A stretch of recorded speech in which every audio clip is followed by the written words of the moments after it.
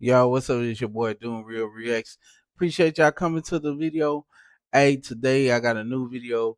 Today we're doing reactions to the new reviews that's coming out for the Masters of the Universe He-Man movie. I will be there day 2. I mean, hey bro, I ain't gonna lie, bro. I cut for He-Man like a mud cracker. I'm Skeletored out. That's my boy. I'm gonna have my little mask on. I'm going in there just like this. I'm gonna have fun. So in these reviews, these are people who went to the premiere and got a chance to see the movie entirely. And there's gonna be some negative and some positive, but most likely the movie may not be for everyone, but people who are true He-Man fans. And we're gonna do our reactions to the actual review, and we're gonna watch somebody uh talk about the reviews, and I'm just gonna see what's going on right now with He-Man.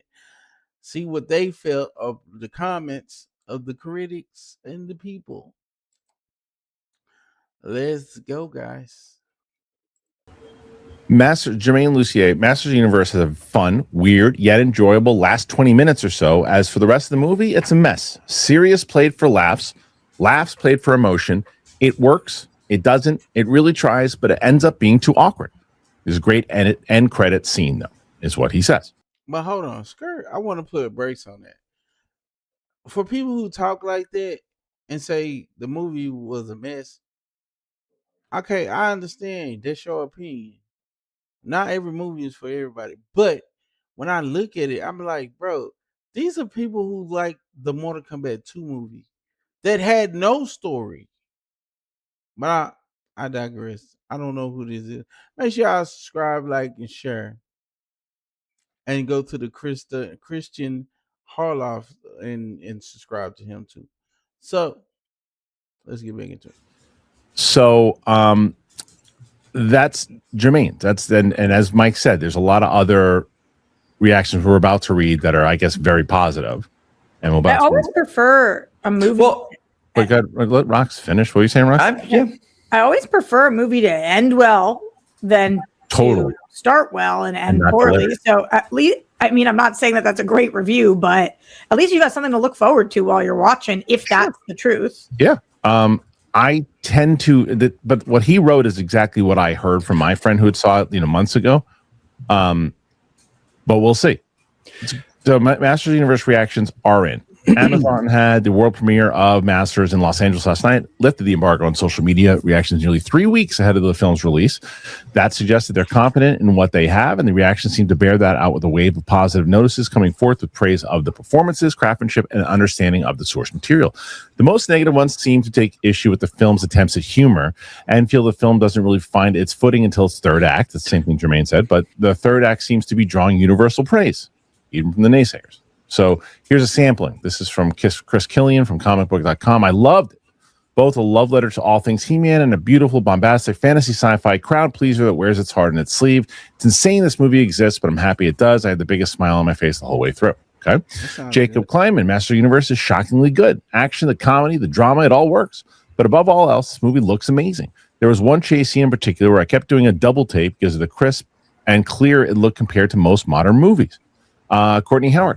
Master's Shaggy Charm worked on me, colossally epic at time, a Guardians of the Galaxy style, self-aware tone, radical message at its core.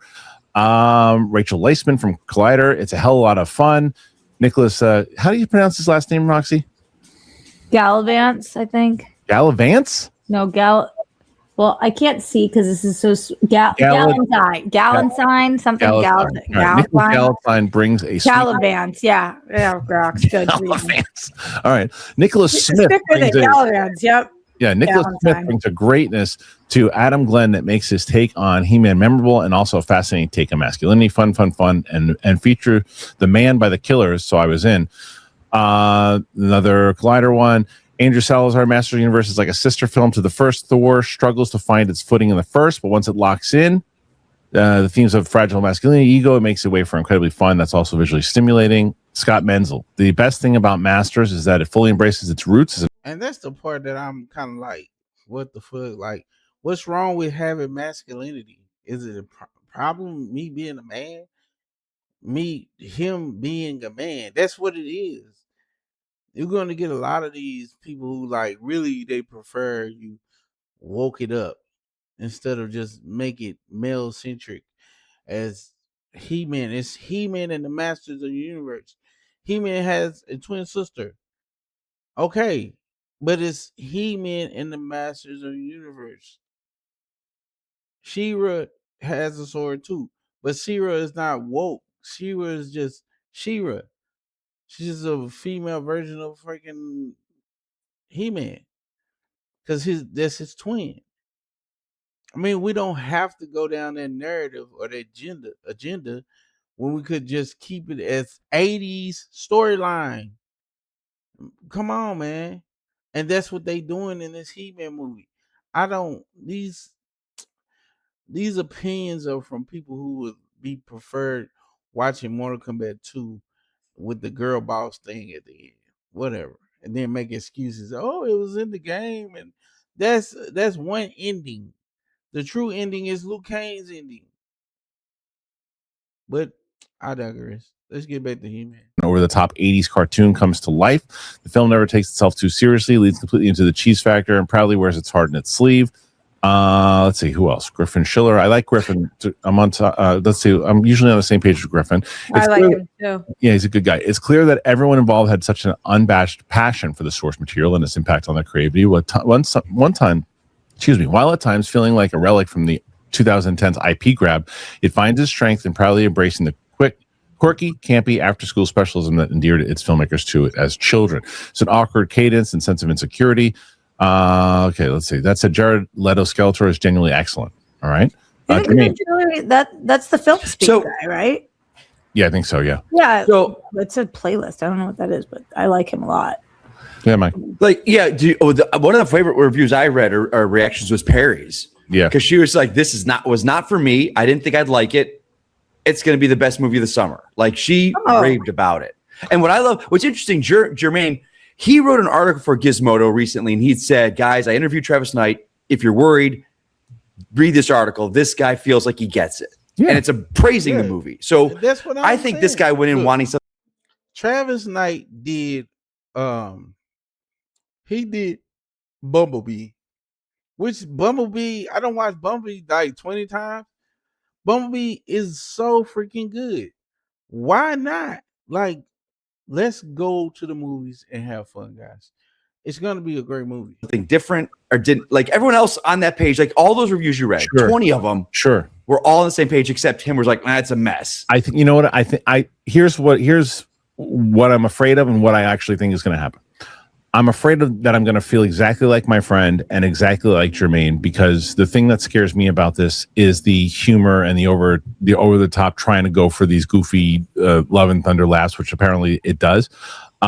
That's where I feel like I'm going to land. However, I do, and I feel like Jermaine might also have an attachment to maybe what it could have been, because I disagree with Scott Menzel emphatically. Where it's like, it embraces the cheese. There's so much more stuff that it could have done besides just the 80s thing, but that's what they're going after is the 80s tone. There's so much more in the lore that I always thought they could have done more with, but they're clearly going after the cheesy nonsense.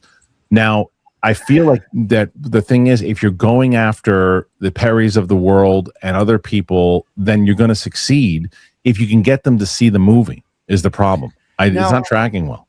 I'm looking at Perry's. And it's crazy. I don't care about Perry, guys. I care about what I like, and we're gonna cut this short. I go off of what I like. You know what I'm saying? Like what my feelings about He-Man, my personal feelings about He-Man. So when I watch He-Man, I'm gonna be happy. I'm gonna be crying, and I hope that you all feel the same way. I'm get back in the shot. So I don't care about this dude named Perry, bro. Like I obviously know he don't care about me. But I'm not gonna be sitting here and watching He-Man for Perry. People like Perry. I'm going to watch He-Man for myself. I'm going to enjoy it because I like the Guardians of the Galaxy. I like the Ragnarok. You know what I'm saying? I don't care about them trying to make jokes. It is what it is. It's a freaking. That's what it is. You know what I mean? Like it don't. It's not like it's supposed to be a comedy. It doesn't matter. They say it's little jokes. I get it. Whatever. Because I'm old. I'm gonna get it. So guess what? I'm gonna watch He-Man. You're gonna go watch He-Man. If you're not in there, I'm coming to your house and I'm gonna find you. And we're gonna go to the movie theater and watch it together. Okay, it's your boy doing real reacts. Drop down in the comment section. Tell me what did you think about the reviews and how do you feel that you're gonna feel when you go and watch He-Man, or is you even going to watch He-Man at all? Just let me know in the comment section. Make sure you subscribe, like, and share, and send this to all your friends out there. Let's go.